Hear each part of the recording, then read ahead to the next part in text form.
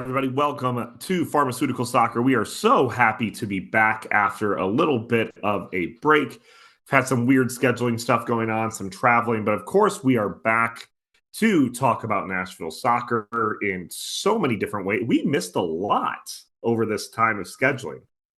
I would just like to note that I recorded a solo episode last week, and this is one of the rare cases where blame Omari is 100% true because I did a 25-minute solo episode that I put out because there was a lot of not fun news in the world. So I tried to drop a soccer show on people's feeds on Wednesday because some stuff happened Tuesday last week, and it just got lost into the void. What's that? Lost episode number two or lost episode number three?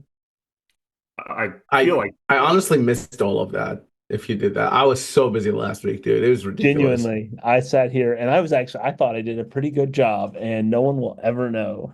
So In 2 years, we'll release it as a special uh throwback to when Clay did a whole episode by here's, himself. yeah, No one here's Clay listened. talking for 25 minutes about roster decisions. I have always thought about just trying to randomly record one by myself just to see how it could go. I don't know. I think Clay probably is actually better at it than me, I I would say. Okay, I used to broadcast baseball solo, so like I can do it. all But right, it's a guys, weird listen. listen. We do one episode each, 20 minutes. Okay, release them all at the same time, and have folks vote on their favorite. I'll tell you this, the favorite will be whichever one is the first one or the last one. Yeah, yeah. People aren't going to listen to all They're three. They'll not gonna listen to make it one to of them. Steven. Is that what you're saying? Valera, what we have to do is make sure Steven does the second because no one will listen to the second one, and it'll be yet another Right. thing that Steven loses on this show. Let's be honest, nobody would listen to mine anyways. I can even admit that. That's perfectly fine, Hey, unless they might be in for a train wreck. You never know. I cut you off, Steven, and I apologize. So, Valera, I would like to pick it up and ask you how was your weekend or weekends, as it were. I honestly just told you guys I couldn't remember what I did. It's been a pretty busy time for me, for my jobs, I guess, all of them. So there's just a lot going on and kicking a 615. We had it's calming down with kicking it, but all the other stuff is kind of picking back up. So, yeah, a lot going on for me. But this weekend specifically, I went to a friend's wedding and it was pretty nice and got to hear, I kid you not, we heard Rocky Top 5 times during the wedding. So really big Tennessee people. Not that it matters to me or makes any difference to me, but it's a fun song, I guess. And I live in Tennessee, so there's that. Hey, Steven, would you like to ask me about my weekend? Speaking of college football. Hey, Clay, how was your weekend? Yes, why don't you tell me about the Indiana Hoosiers? And that would be fantastic. Cool. Hey, since for the second time since this show has been around, the Indiana Hoosiers beat the University of Michigan in football. Mm. The Hoosiers have won 10 games for the first time ever. They're undefeated. They're 10-0. They're ranked ahead of a lot of teams because they're number 5 in the country right now. And I would just like to note they've beaten Michigan twice in the last like 30 years, and both of them were while I hosted a show with a Michigan fan. And I do appreciate that so much. And the best part about it is, as much as he hates that fact, Indiana's next game is Ohio State, which means that he's going to love Indiana for the Oh, next couple of weeks. absolutely. And I really hope they play better against Ohio State than they did against Michigan. Let They me played well tell you. defensively against Michigan, to be fair. Touche. Um, but yeah, Okay, that's enough college sports. What do you have, Steven? How are you? How is I mean, what? things? We've talked about hosting our own episodes to college sports. This sounds like a 2 week break from a show that we've done. It's been a But no, three-week it's break, been good. honestly. I was gone the entire week last week. I've been gone for the past, like, I don't know, 9, 10 days. There's like this last year as well. My father hosts an 80s music festival every single year in Cancun. So I am normally helping out with that. And that was all last week. So got to work with like Rick Springfield and Brett Michaels. So that was very interesting to do and see. But Young MC was there, so I got to bust a move, and that was pretty cool. And it was a fun. I'm not a lot of work. I averaged 20,000 steps the entire week, but it was a good week. Did you do any videos with Brett Michaels? I didn't. All right, I'm I just did leaving that not one alone. did not do any videos with Bret Michaels. No, I did not. But look, there is so much to cover, even with us being gone. We were like, hey, we have nothing to worry about. We're probably not going to get roster decisions soon. There's probably not going to be, not a ton of news coming in the past 2 weeks. We have literally had to just make sure that we keep a list of the things that we have missed specifically, because there's been a lot to cover. First of all, with MLS playoffs starting, possible NWSL in Nashville. We'll go into some other things in the second and third segment, but I think let's start with MLS playoffs, just because it has been absolutely kind of insane when it comes to the playoffs and not anything we expected. I honestly looked at this playoffs, and I think alongside plenty of other people who watch this league or have an interest in this league, just thought this would be one of those years where the top seed will do the top seed thing, and then maybe there'll be surprises in the semifinal onward. But I did not anticipate a whole lot of surprises in this first round. I definitely did not anticipate both Columbus and Miami to be out in this round. So currently we're looking at an Eastern Conference with the sixth, seventh, fourth, and ninth seed in the semifinal. And that sentence is insane to even say out loud. So yeah, pretty surprising. Not as crazy in the Western Conference. First, second, fourth, and sixth. Minnesota was a much better team anyway than sixth place. So all that said, really crazy stuff, really exciting stuff, and it also just goes to show that MLS is still a parity league, even when the best player in the world plays in it. And I would like to point out that just because you're having a less than spectacular year is not a reason to punt going to the MLS playoffs. Yeah. And I think that this is a blinking light to say that, because I think a lot of people in Nashville SC's fan circles were fine with punting on not making the playoffs on the basis of what happened. Clearly, the front office was on the basis of what happened. And now here you are. Atlanta United is genuinely one win away against a 4 seed and a beatable team in Orlando from being in the conference finals. And in the conference finals, they'll play a beatable New York City or a beatable Red Bull New York team. And like that's what can happen. That's what can happen in this league. And that is the reason why making the playoffs is important. Like, Well, even and if you're Nashville, having a down year, and that's the part. Like, I'm happy that Atlanta beat Miami. Obviously, it's fun. It's fun to see upset. It's fun to see these things. But it just further drives home the point to me that like this is why you try to make the playoffs, and this is why you don't accept not making the playoffs, even if you're like, oh well, they're going to build for next year. Who knows what happens next year? Like, you right. know what the here and now is. And so, Well, and I was off my soapbox. And whenever Nashville did get in the playoffs, it was one of those teams that you didn't want to face because it was a team that could come into a playoff spot that has that experience, like the coaching experience at least, that could come to that spot, has the defense where Nashville does have the ability to make waves, had the ability to make waves in the playoffs. So yeah, I didn't want punting in the playoffs Yeah. either. And we're obviously just rehashing old arguments, but I think I just wanted to drive home the point. This is why you don't punt on making the playoffs. Like you go for it every year. Yeah, and I mean, like when we say everything can happen, it's because everything can happen. And no, this is not the norm. Ninth seed teams don't usually beat the first, team with Messi in it. But I mean, when you look at this, Atlanta still has an interim coach. They never hired anybody after firing Pineda. Minnesota United, who are also in the conference semifinal, didn't have a coach until April, maybe. They went through a 9 game without a win streak, I believe, or 8 game without a win streak at some point. These are New York Red Bulls, who are playing NYCFC, lost to NYCFC 5-1 at home, not even like 2 months ago. Okay, these aren't like the world breaking teams, the best teams in MLS. Now I will say LAFC, LA Galaxy, both of those are really good teams. Orlando, as much as Nashville SC fans don't like it, they are a pretty good, solid team, but they also started their season pretty rough. So all things considered, I think I honestly cannot tell you who's going to win the East. And I know Atlanta's the ninth seed, but with what they did against Miami, and Montreal, to be fair, I don't they could win the East. I would not be shocked if Atlanta wins the East, beating Orlando and one of the New York sides. You can make the same argument about Orlando and the two New York sides. The Red Bulls, I'm not honestly too sold on them, even though I know they beat Columbus, but it's the power of friendship that really scares me, I guess.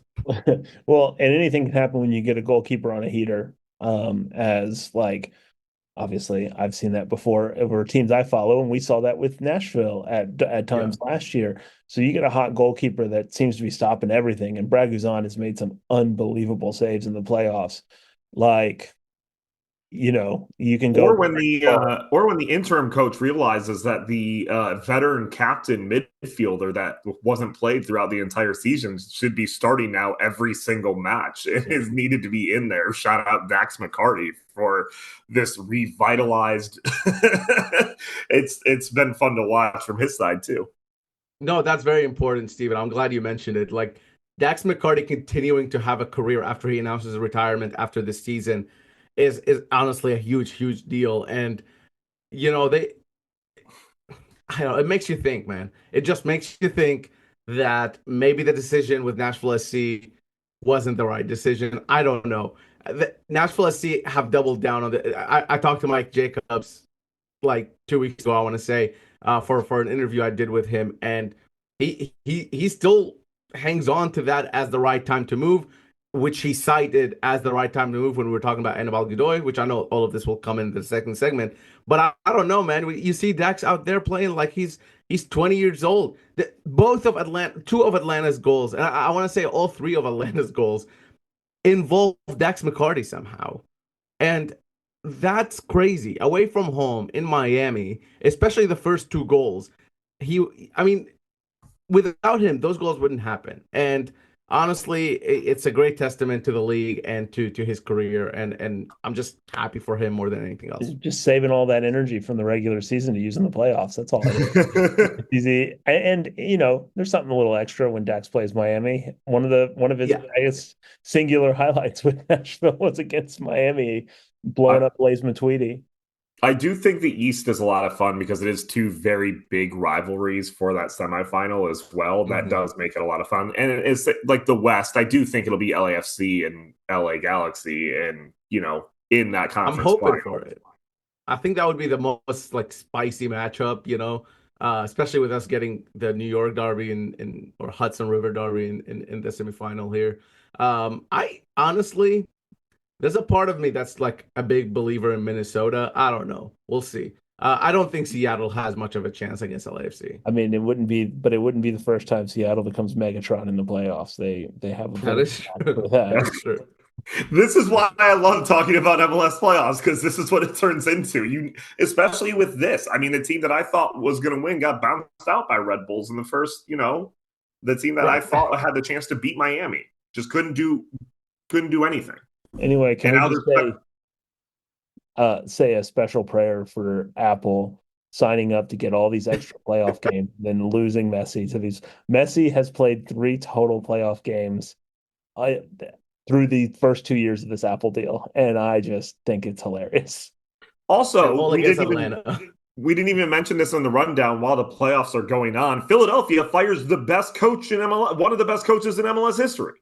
What is anyways, look, we have a lot to talk about with MLS over playoffs, over time, but there has been actually a lot of stuff happening in Nashville as well when it kind of comes to soccer developments. And I think one of the biggest ones over the past couple of weeks has been we've been advocating for it. We've thought it might happen at some point. We thought Nashville would be a great city for it, but it is now kind of official that there is a bid being put in play for Nashville to have an NWSL team. Clay, do you kind of want to go into just some of the specifics and the people behind that? Yeah, I mean, so first off, let's just get this out of the way. The NWSL bid is a bit of a long shot for Nashville. I think that it is ultimately a case of like when, not if, there's a pro women's soccer team in Nashville. There's a lot of movement on the ground. I think that those that have talked about this bid behind the scenes have said that it's more of a long shot, but you know what was also a long shot? Nashville Soccer Club being an MLS.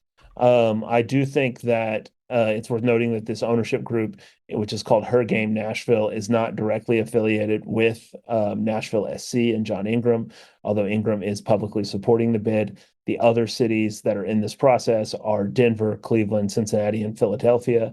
My gut would be that Cincinnati probably has an inside track on that, especially considering all the love they've shown to Rose Lavelle over the years. The ownership group is led by Lonnie Murray.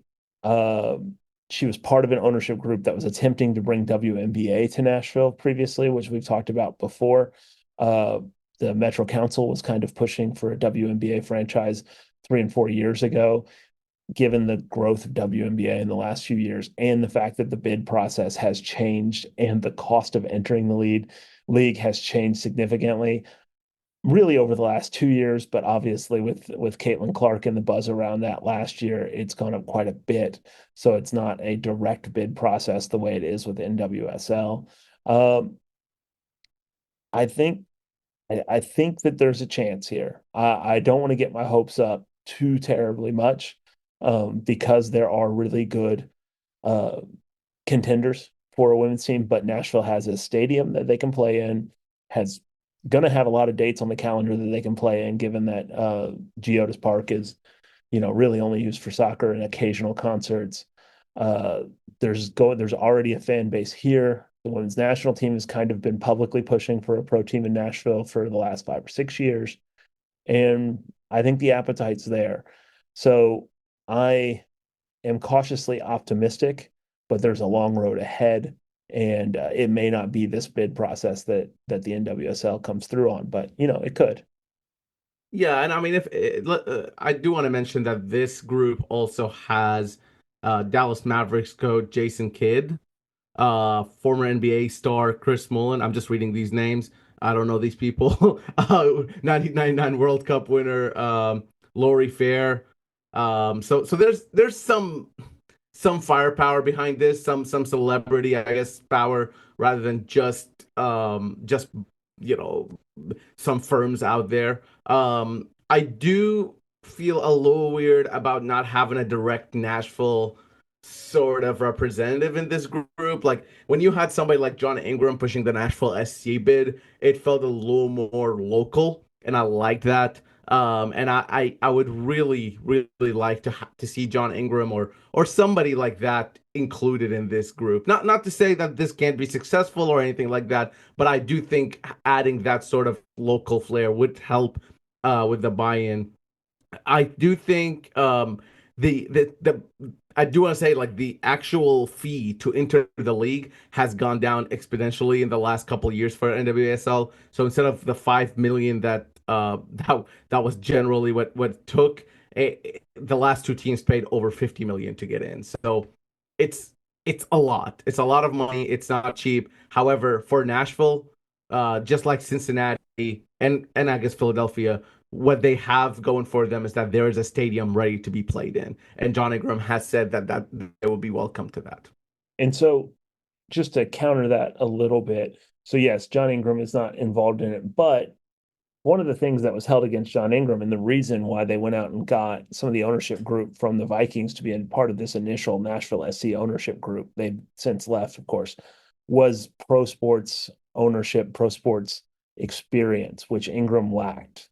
In this case, there's not as many local ties, although Lonnie Murray and her husband, which is Dave Stewart, a former Major League Baseball player, they've been pushing for MLB in Nashville, which is kind of a pipe dream, but they have a lot of sports background. Murray's a sports agent.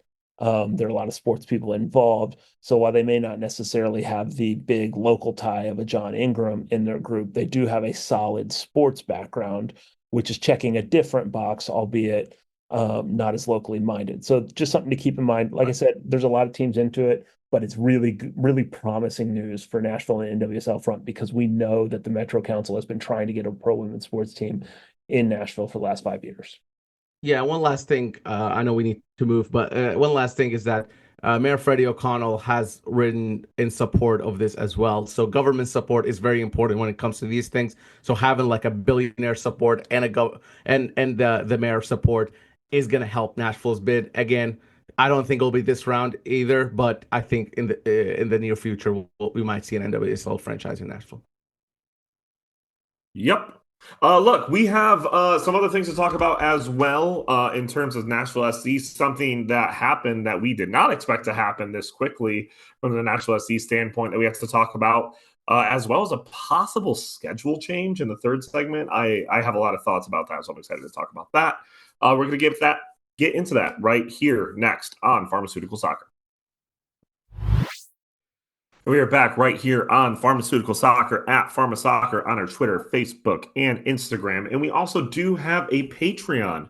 It does help keep the show going, and we really appreciate all of our patients that are a part of that Patreon. It's only $5 a month. Please, please, please, please, if you do have an inclination to donate to that, sign up for that Patreon. We would love to have you be a part of it. And we get to mention you on the show, which is always a fun perk.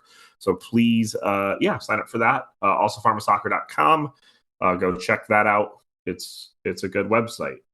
It's a good one. But anyways, look, on October 28th, 2024, about a month earlier than the actual roster decisions needed to be publicly announced, roster decisions for Nashville SC were announced before that time. I'm shocked when we did get those roster decisions. Was it after we were going to record or did not record on the 28th? We like something like that. But yeah, maybe Nashville SC is turning a new leaf when it comes to these decisions happening. I'm just going to give a quick rundown of what happened with those roster decisions, and then we're going to go into more detail with those. So Nashville SC did exercise contract options on Julian Gaines and Lucas McNaughton. They have declined contract options on Forster Jago, Tabarine Anunga, Annabelle Godoy, Ben Martino, Amir Sadic, and Joey Skinner. And then there are 3 players that were out of contract that don't seem to be currently re-signed yet. Josh Bauer, Brent Kalman, and Drew Yearwood. When you both kind of saw that roster just list, like the actual roster that we have now, the decisions that were being made from Nashville SC, kind of what were your guys' first thoughts about that? Like, when you read that list, what was your thought? I think there were a couple and maybe even 3 big surprises, I would say, for me that kind of stood out for me before anything else. And I think those 3 were, for me, Anunga, Godoy, and Ejago. I thought those 3 options, even if their options weren't going to be picked up, I thought there would be some negotiation with them or some sort of a new contract, especially for Annabelle Godoy, who's been with the club since 2020. And so has Brian Anunga, to be fair. So especially those 2, I thought I was a little surprised that there wasn't any sort of attempt to bring them back. As far as everybody else, I would say it's around what we thought. You know, when you look at somebody like Drew Yearwood, for example, who was on a U22 initiative contract, who wouldn't be eligible for that, he would have to take a substantial cut in his pay to kind of get back to that level in terms of cap hit. And I just don't think Nashville SC even wanted to. It would be something crazy for them to attempt that. So I think for him to walk made sense. I thought, you know, the other ones all kind of added up. Maybe a little bit of a surprise on Ben Martino. They were pretty high on him overall. He even had reps practicing with the USMNT at times. Nothing official capacity, but you know, he was highly thought of. So I was a little surprised about him, not his option being picked up. But look, this proves to me that there is a movement from the front office to have, if full rebuild is a strong word maybe, but to have, they have a lot more to work with now. Declining almost $2 million worth of cap hit means that they have that money to go and spend. And go get whoever works with BJ Callahan. So all in all, couple big surprises. Everything else kind of felt like expected. Honestly, I expected the Godoy one. Like, you're not going to make that decision on Dax McCarty if you're not also planning to make that decision on Anibal Godoy. The availability has become a concern for Anibal over the last 2 years, and not just from a injury and national team perspective, but from a getting beat in the midfield and committing a yellow card and getting suspended, which it seemed like was happening a little bit more often. I think like that's a very minor thing. That was more just me joking, but I do think like it was always going to happen with Anibal this year. And the real surprise in that is that that was always going to happen with Anibal as far as I was concerned, but then also happened to Brian Anunga. It really felt like Anunga was one of BJ Callahan's guys coming down the stretch of the season. I think he got starts and minutes over players we would have expected to get minutes. And so that kind of caught me off guard that he would be out. I think he's going to land somewhere and probably still have a few more years in MLS. I think Anibal Godoy is really going to push for another few years in MLS because he's going to want to be on the Panama World Cup team coming into the US. Outside of those two, these I think would be modest surprises. I mean, Ben Martino's got 53 starts in Huntsville over the last 2 seasons. If he's not your solution or the guy you're bringing along, it makes you ask why you would start him 26 matches last year. And so I do have some questions there. Obviously, it's a new coaching staff. Maybe they're going to use their goalkeepers differently, whatever it may be. But that was a little bit surprising to me. For sure, Jago is a real like, well, what are we doing then type of decision. Like, I don't know if it is they brought him up and he didn't show he didn't convert the potential that he showed, but it still feels like a pretty short amount of time for someone who was undrafted. So I think that Ajago looked way more dangerous at times than several other players. And I think that Ajago might be, we'll see. He's still very raw, but it wouldn't surprise me if we come back to this a year or two from now and look at Ajago as a missed opportunity. I really do feel that way. And then last but not least, um, you know, this seems like a really minor one, but I was a little bit surprised that Sejdic was let go. He's pretty cheap, 90,000 or just about 90,000. I think that he was progressive whenever he would come into games, but these are like marginal decisions on the bottom of the roster, so it's not like that surprising. But it did catch me off guard because I did feel like when Nashville was chasing a goal and needed something, he was a positive influence on the match. I don't think that, again, these are marginal decisions. We're kind of analyzing these micro decisions that aren't, Anibal Godoy notwithstanding, aren't major roster decisions. I don't think there were any major roster decisions that were made with that because, as we've said on this show for the last few months, there's not going to be a massive roster overhaul. The major pieces are going to be the same. And I think these decisions kind of point to that for the time being. There might be a big trade here, there might be a big trade there, there might be some other moves coming, but on the basis of what we know right now, it's a roster overhaul of the role players and the bit players, not a major roster overhaul. And I don't find that surprising, but I think other people might. Well, I think I think one of the things that that the roster decisions have kind of given me is somewhat sense of validation that we're actually doing a pretty good job of covering our team in these matches, because four of these players that have been declined or not out of contract are midfield players, and we've been talking about how the midfield needs a shake up for the past, I don't know, year and a half, 2 years now. And now it's starting to seem like, hey, brought in a new coach, BJ Callahan, had piecemealed together his midfield for the past 3 months in his coaching, of this team, and is looking to kind of change stuff up a little bit. And I think that's where, we saw Brian Anunga start most of the matches at the end of the season, now declining as a contract option. That's very interesting to see. This was mentioned quite a bit by me in the the Lost Solo episode. But one of the things that sticks out to me, and we kind of glossed over it there on the start of this segment, was how quickly these decisions were made. And Yes. I think that that's one, a sign that Nashville's in the middle of a rebuild of that midfield and trying to get on the front foot on these things. Two, I think it's also a little bit a sign that Mike Jacobs might be feeling a little bit of heat. Because Yep. one of the biggest criticisms of Nashville SC over the last 3-4 years is that they take too long to put things together. And whether that is not getting the Shaq Moore deal across the line, whether that is not bringing in DPs early and waiting to get them in the summer, which is typically not the worst business move, but it's not necessarily the best like on-field move.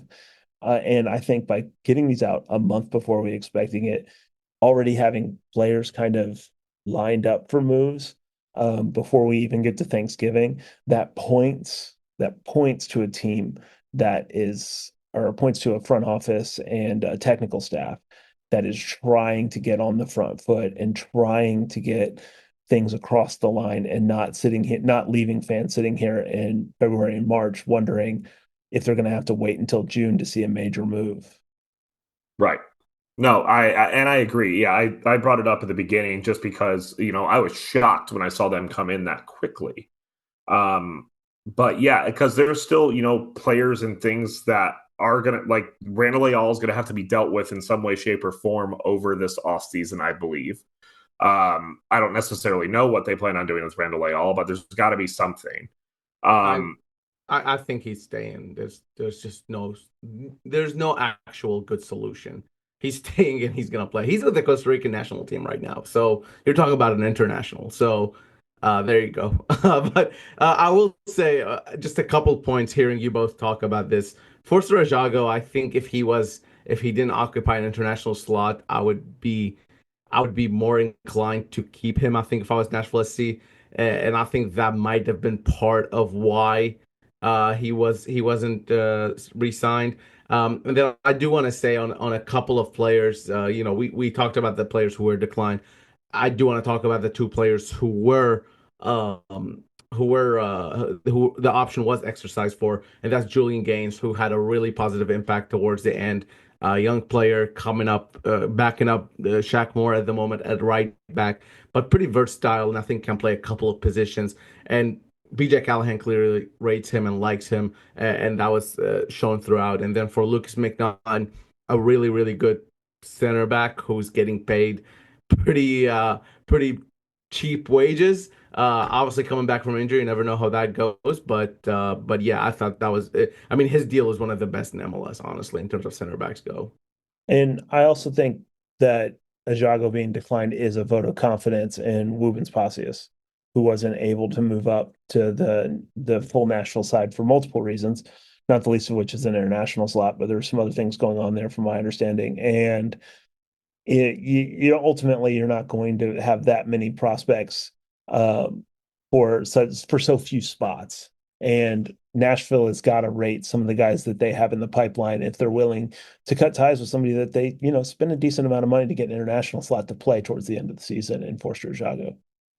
And one last thing I do want to mention before we move is that Josh Bauer is currently in negotiation with Nashville SC for a new contract. So yes, he's out of contract, but there are negotiations happening at the moment. I think for him, the biggest thing is going to be looking for is playing time. When you look at Dax, Walker Zimmerman, whose international minutes are going to be reduced going into 2025 and beyond. When you look at Jack Mayer, who's getting paid exponentially more than Josh Bauer is, I think he's going to look at that and question whether or not he has a spot on this roster. And then the other thing is obviously Lucas McNaughton coming back from injury. And I wouldn't be surprised if there was a couple, maybe one more signing at center back for Nashville SC. So I think for him, that's what he's going to be wanting. And I think he's going to look at his 2024 and say, look, I played X amount of minutes. You have to pay me around that time and around what those players get paid. And I think he would have a pretty good argument to make that all three coaches rated him enough to give him minutes for Nashville SC.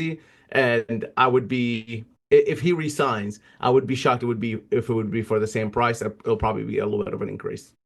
Uh, so that kind of makes and several times he got minutes over Jack Mayer, who I think on the basis is probably a better player.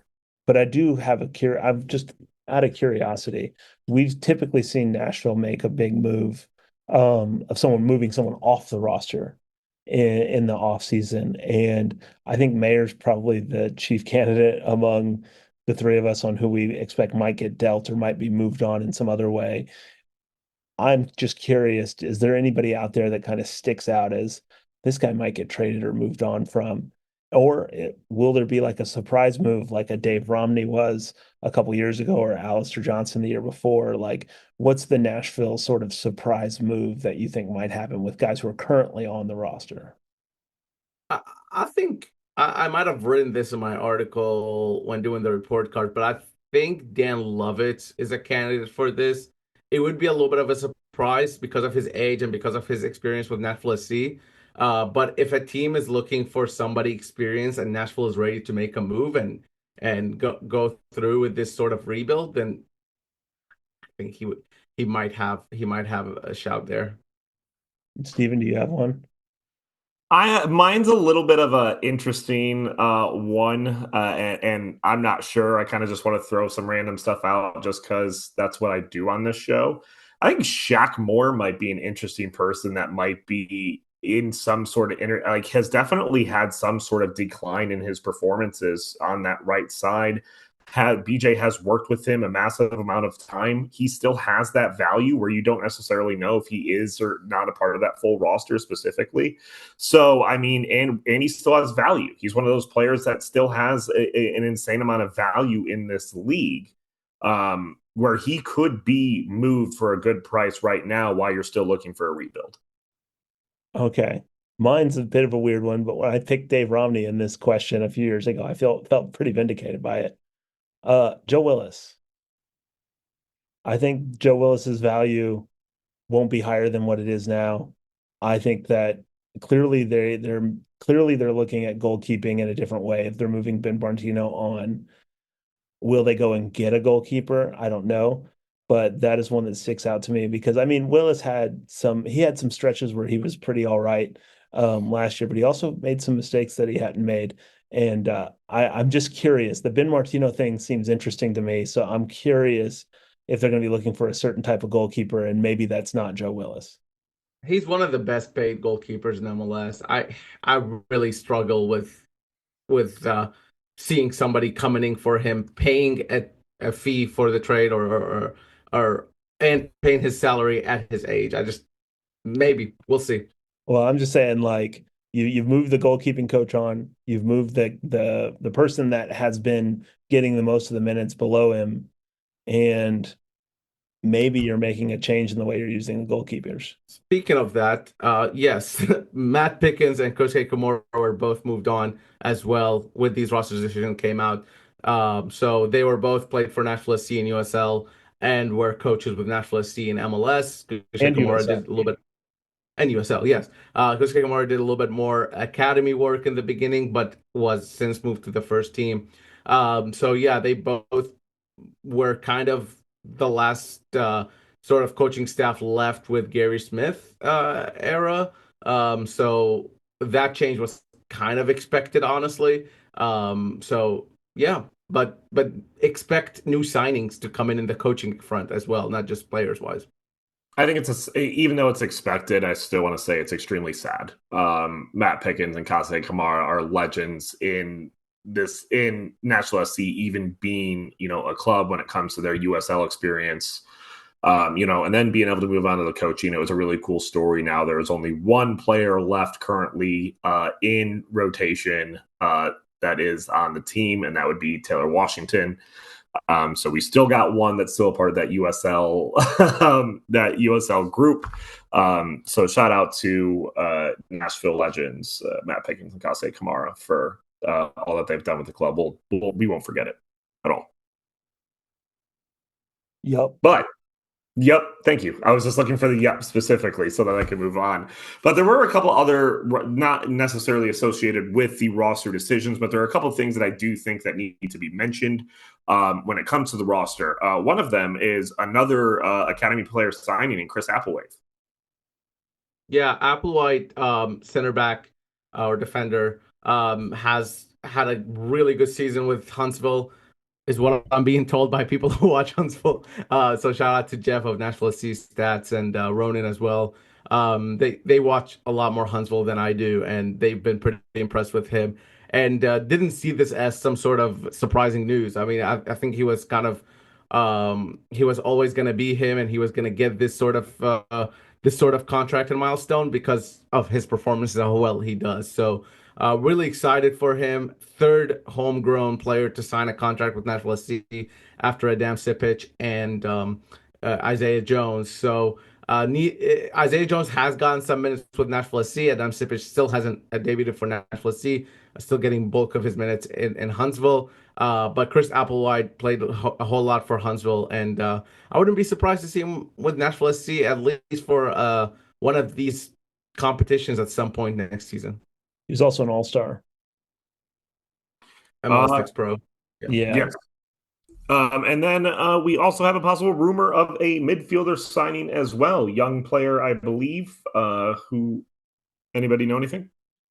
Yeah, Moises Vélez. He's a Panamanian midfielder. It's not been confirmed. The Applewhite thing hasn't been confirmed either, but it's kind of known. So Vélez is going to come in initially with Huntsville, is what the reports would be, which tracks Huntsville the last year or so has made a practice of signing international players and getting them sort of minutes down there, and maybe being a place that Nashville SC can analyze them up close and game minutes. He's reportedly signing as with NSC. Could it be a Woobens Posse situation where he spends the whole season down there and then they move on the next year? Maybe they try and get green card situations sorted out, things like that, so that he doesn't count as an international. There's a lot of moving parts with things like this, but that's a sign, of working quick to bring players in. So that's pretty exciting news to get something like that so early on. And also, there is another rumor of a player from Scandinavia coming in as well, and I don't remember the name, and I'm probably not going to look it up because it's just a rumor. And if a more solid report comes through, we'll talk about it. But keep an eye out for it. There was a solid report, though, of one of our players. We didn't even bring that up when it talks about the one player being traded, would be the one that just signed with a new agent, and that would be Jacob Schaufelberg signing with a very highly regarded agent. Do you guys see this as a shaking or just a method for his career? Honestly, I didn't bring it up, and I don't think we brought it up because we wouldn't consider it surprising.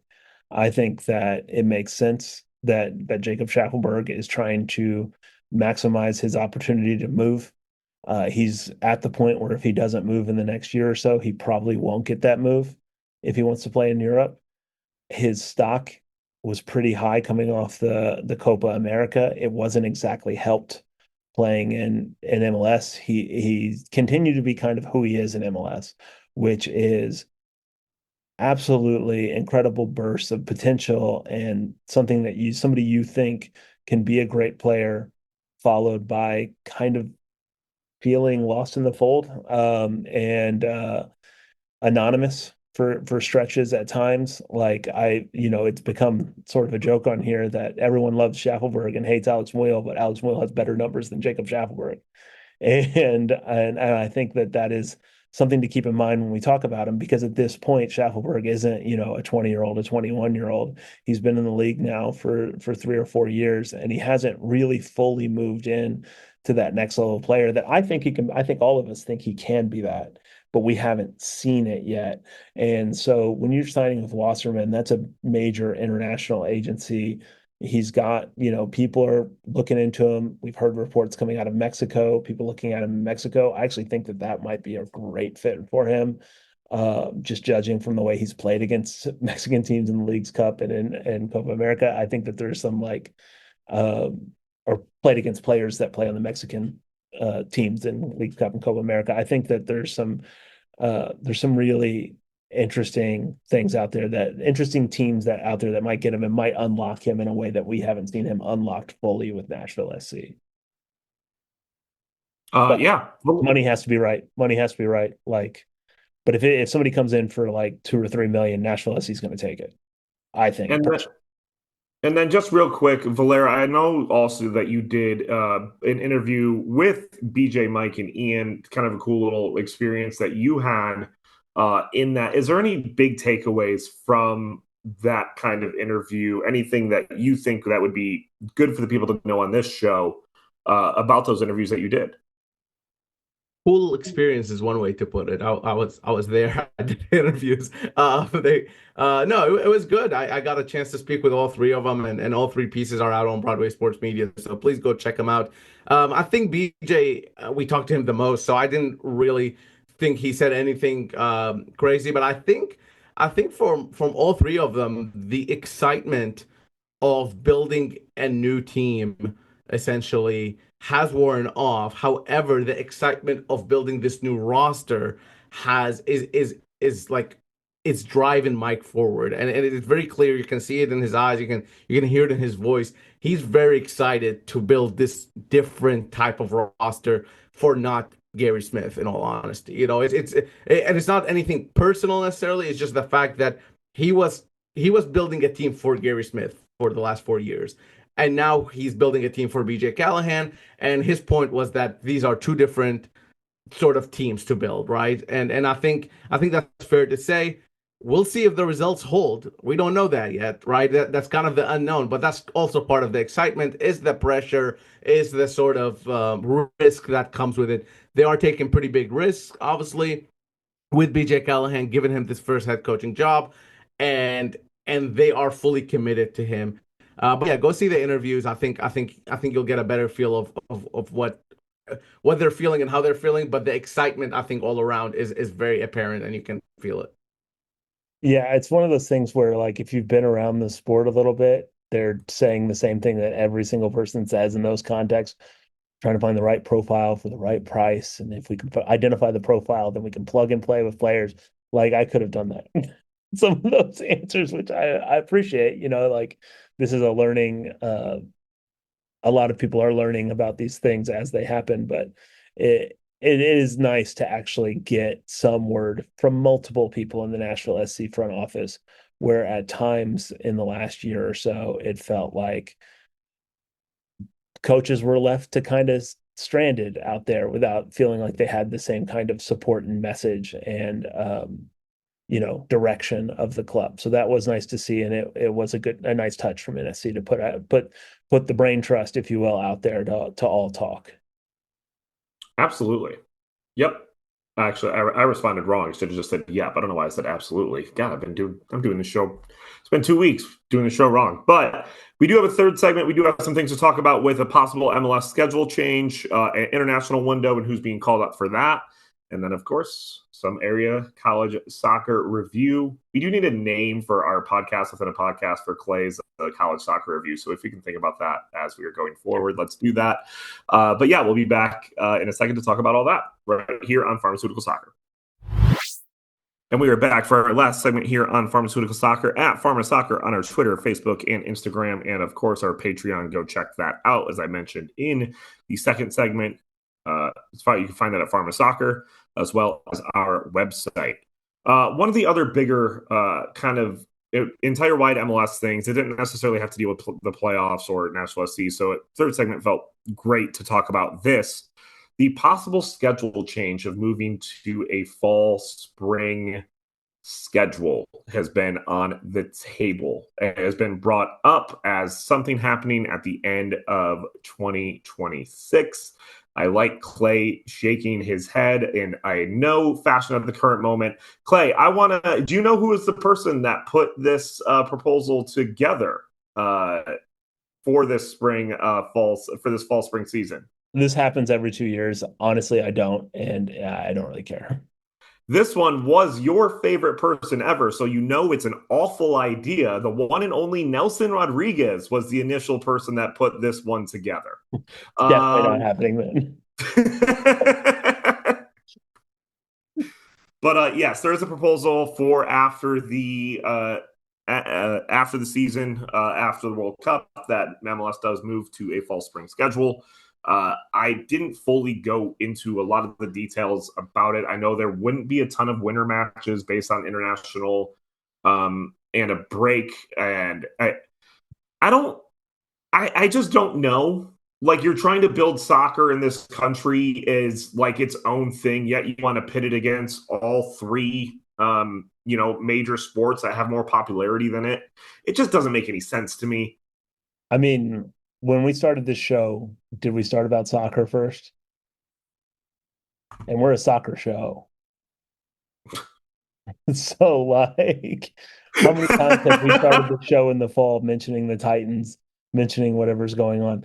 It is what it is. And I think that there's this group of people that exist that are like it's a very small group of people in the grand scheme of sports fans that want soccer in the US to match soccer everywhere else in the world. And it doesn't. It's a different environment. It's a different media landscape. It's a different type of fans that are watching the sport here. And you know what? Who else plays a summer schedule? Brazil. Does anybody think Brazil is not a serious soccer country? It's Brazil. Like you play in times that make sense. And you don't get a bunch of billionaires to start a soccer league. Like, well, this is more of a business side of a thing and less cultural, but like you don't get a bunch of billionaires to start a soccer league and then make them hold games opposite of college football and opposite of NFL games. But It they're just doing doesn't that happen. already, though. Like, what are you talking about? Though? What But are they we don't talking? really. But they Because don't what you guys are really. talking about is very annoying to me. Like, the MLS is already going against these leagues as is. It's already starting the They're season going in against these leagues February. for 2 months of a 6 month season, really, as opposed to Okay, the entire season being a The game. it's yes, not. It's I just don't see that as a big effect. People who are watching MLS will watch MLS, and that's that. And this Apple deal has proved to me that MLS is not okay. They're really worried about getting new fans. I'm not saying not, but at the same time, this Apple deal focuses specifically on MLS, that you're never going to catch MLS on a TV at a bar. You're just going to catch it when you want it. And that's what MLS is backing up. They're backing themselves up to But be that league. but MLS is more dependent on gate revenue than other professional sports leagues. It's just a fact of the matter. They are more dependent on gate revenue That's than other that's professional fair, but sports I leagues. don't think those people, season ticket holders, are not going to drop their tickets just because MLS moved to a fall spring schedule. If I MLS games are up against college football in Tennessee, yes, they will. Guaranteed. Yes, it, they it, will. but they and I are agree. now, But they and aren't people really showed because up. most of the games happen not during football season. Most of the games happen between March and October, and football season gets started really in September. March and October. Okay, MLS guys, let's be realistic here. MLS starts in February and ends in December. Okay, They're in the that's playoffs. okay. It doesn't matter. I'm just saying that's when MLS starts and ends. Look, Your March to October or March to September. That's like 5 years ago. That doesn't happen no, I anymore said the because there's bulk of Leagues MLS Cup. games. I said the bulk of MLS games happen between those months where they're not directly up against other sporting events. And in some ways, Blair, I do agree with you, but literally in this report of a new fall spring schedule happening is because of the fact that they don't want playoffs, the MLS playoffs, to be in such competition with all the other sports leagues. That's in the report specifically. So yes, competition with other sports is in the mind for this Yeah, change. They're just of looking to course. offload it more in the front of the season than the back But to playoff end of me, the to season. me, to me, is But about most teams priorities. aren't in the To playoffs. me, the priority to me, most teams are gonna make the playoffs. Most 62% do most make it. teams aren't in the playoffs where they're directly up against meaningful college football games All I'm because most saying teams is are that gone by that point. if you just want to look at the negatives of it, obviously you can do that. The positives to me outweigh the negatives by 1,000,000%. And that to me is less international break to interrupt your playoffs. That's huge. Having to play around, go international break, and then now 2 weeks from now I'm gonna see another MLS round of playoffs is ridiculous. That shouldn't happen. That's A. B, selling and buying players becomes so much more just it becomes increasingly amazingly easier for everybody involved. And and I think that in itself would boost the league up. And I know there's Minnesota and I know there's Montreal and these teams are scared about playing in the winter.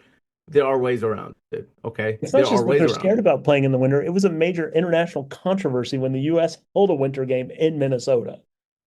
Like, like we people I freaked get out that. I for get that. But years we're about we're that. starting the MLS season in February as is. But going back to what I was saying anyway, the problem is the playoffs.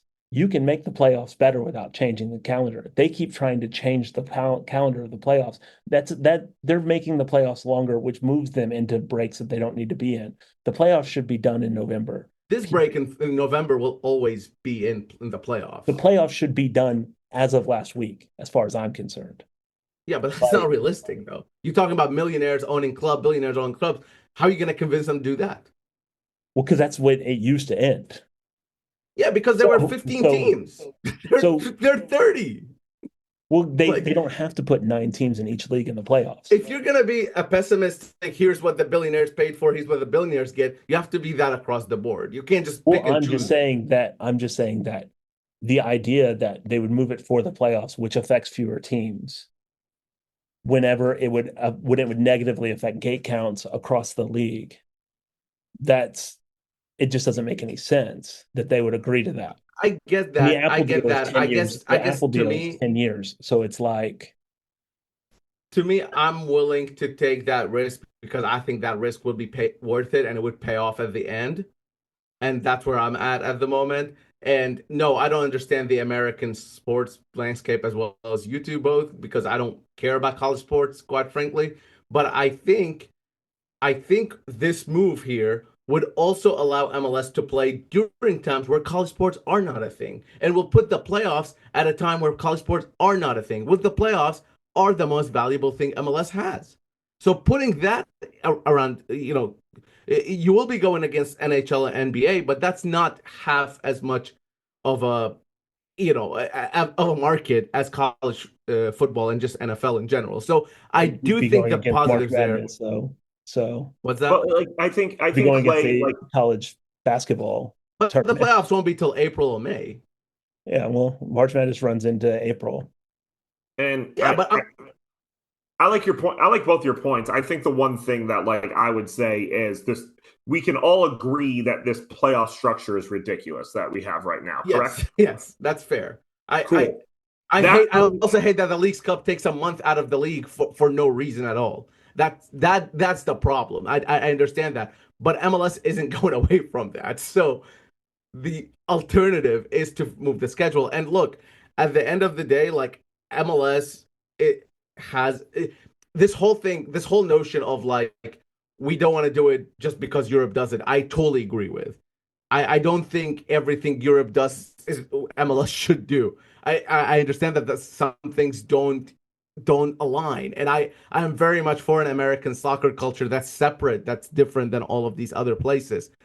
But also aligning the transfer windows would make this a lot easier for MLS teams.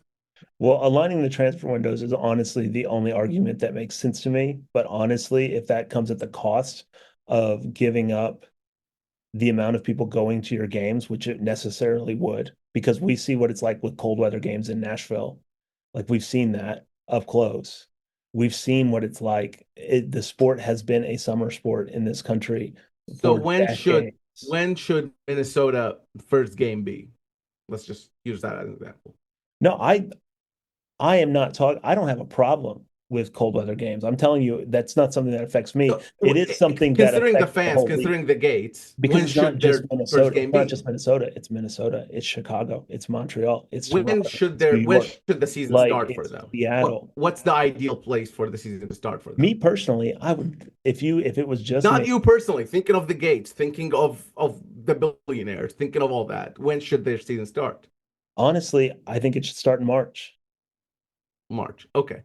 So I think March is a reasonable time to start. They start in February now. I think it should start in March. Obviously, I think the Leagues Cup unnecessarily adds 3 weeks to the season that don't need to be added to the season. And I think the playoffs unnecessarily adds 3 weeks to the playoffs that don't need to be added to the playoffs. But you still get significantly fewer games that are against things that are better draws and that get more attention and that pull more money away from the league by moving it against other sporting competitions. Well, we'll see. It's probably not going to happen anyway. So no, it's definitely not going to happen. Y'all got me riled up for nothing. It's definitely. They talk about it every 2 years. It's definitely not going to happen. They've been talking about it every 2 years for 15 years.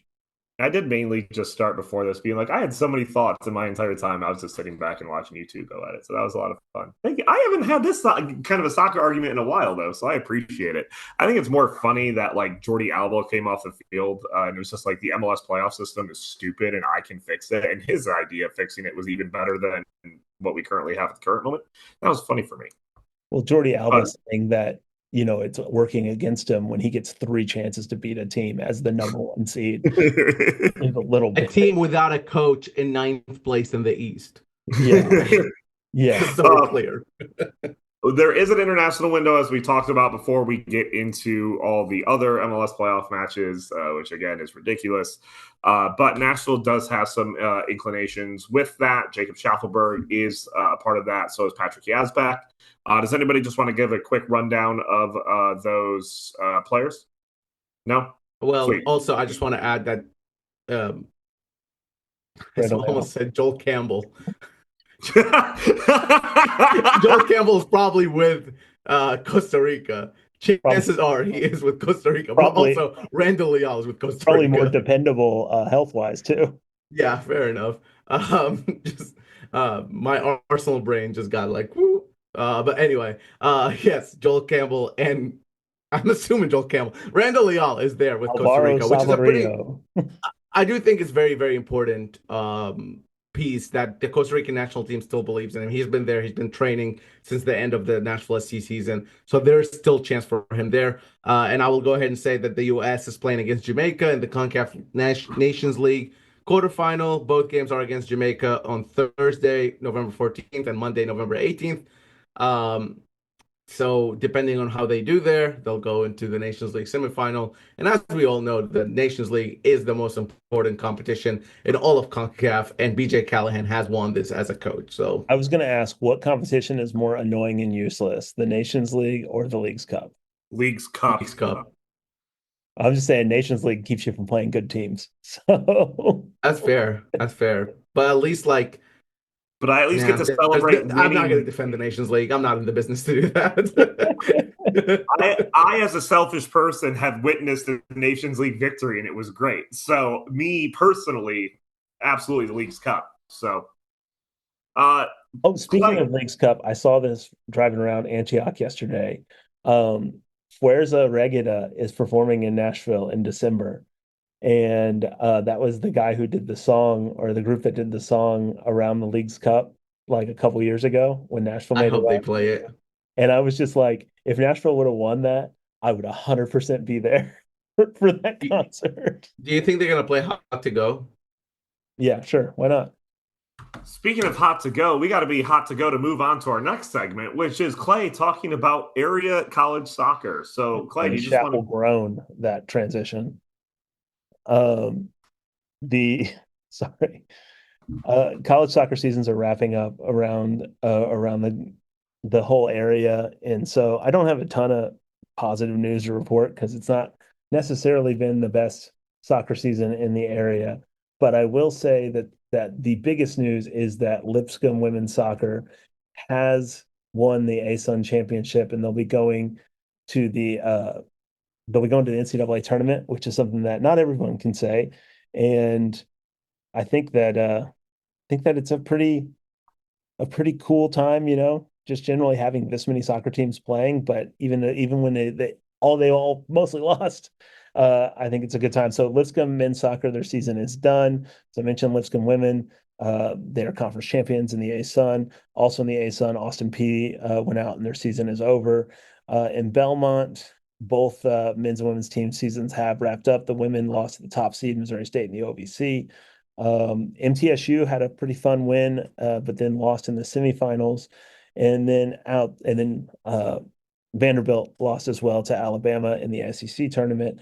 And then outside of NCAA Division I, you've got both Columbia State and Motlow State are ranked in the junior college ranks. So shout out to anyone who thought they'd get a junior college soccer update on Pharma Soccer, because you just got one. And then last but not least, our friends over at Cumberland, both teams are playing in their conference semifinals right now. Both teams are ranked in the top 25. That's both the men's and the women's teams are ranked in the top 25 of the NAIA. The women's team, of course, is coached by friend of the show, Scotty Davidson, who is the head coach for the Nashville Rhythm and has been for several years. So that Cumberland team has a lot of rhythm players on it, actually. But the seasons have all wrapped up on the college level. Some stuff to be hopeful about. And, maybe we'll see Lipscomb make a run. It's not out of the ordinary for a Lipscomb soccer team to make a surprising run in the NCAA tournament. And that's what I'm going to be hoping for. Cool. That's it. I normally do a prediction, but I'm going to do something a little bit different. And I'm kind of excited for this. Because we did talk about the NWSL in Nashville. I want you guys to give me your plugs and tell me who wins the NWSL final at the end of the season. By the way, before I go into that NWSL is the opposite of MLS, where the top 4 seed made the semifinals. So it's just like, oh yeah, this is supposed to happen, and it just happened exactly like that. The complete opposite of the chaos that is MLS. You know what? I want to go with Orlando because they've had an incredible season. But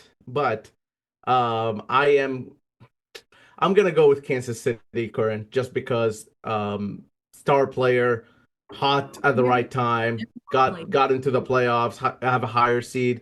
They will be going to Orlando, which would be a tough match for them.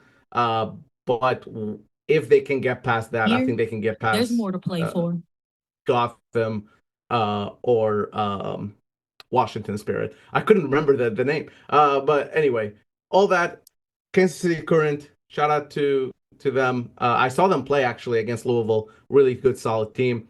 And then for plugs, please check out all my work at Velashabilla on Twitter, Instagram, and Threads. Yeah, I need a lot of support. I like when folks are reading my stuff, or listening to my stuff, or watching videos, or anything like that. So keep going, share some of my work. We really appreciate it, and join the Patreon. That's my spiel. I mainly loved pulling up the same website and getting the same introduction that Clay got as I was trying to get an understanding of the NWSL bracket. See, you guys aren't even no. See, I knew this from my head. I didn't even know this was happening, and I already knew who was playing, where they were playing. I'm just saying, I'm just a bigger soccer fan, I guess. Sorry. I was just making sure of a couple things, but okay. Sure. No, see, the real problem is that the bracket doesn't show up on any other website than the NWSL website. That's the real problem. You can get the MLS playoff bracket on 100 different sites. It's a problem about women's college soccer or women's soccer coverage in the United States. Anyway, so, Clay, your main problem is the bracket. No, it's the coverage of the sport is what I was saying. I mean, I'm just going for heartstrings here. I'm just rooting for Marta. So I hope Orlando wins because I want Marta to win. Because, it's coming down the stretch for Marta at the end of her career. And I've been fortunate to see her play in person multiple times. So that's who I'm gunning for. I hope that wins. I don't usually hope Orlando wins anything, but in this case, special scenario. You can follow me at Clay Lasso on Twitter and Instagram, and you can follow the NWSL on multiple platforms. And if they're not on there, you should ask them to follow. You should ask them to cover it. So there you go. How about that? And we'll cover the NWSL a whole lot more, Valere, when the Nashville Vibe FC are. And you absolutely know that will be the team name. Like it won't because Ingram is not going to be in the ownership group. So maybe it'll be the Nashville Notes. Oh God! Shut up. We can brainstorm next prediction for next episode will be what the Claire. I got it. Jolene FC. Oh my God. Okay. Anyways, I love Jolene. That's what that is for people who don't know that. It's gonna be the Washington Spirit, ladies and gentlemen. It will absolutely be the Washington Spirit that win the NWSL final because I get to support a winning team. Finally, definitely not going to be Washington. Thank you guys again so much for listening to the show. We appreciate it. We're sorry that the schedule's been a little weird. We didn't even actually talk about this. Are we recording next week? Probably. Okay, fair. Perfect. Normally Valera's the one that decides when and when we're not. So if it's next week, it's happening. If Blair says probably, it's a probably. All right. Thanks for listening, y'all. Have a great day, everybody. Thank you so much for listening to the episode. We will probably be back next week.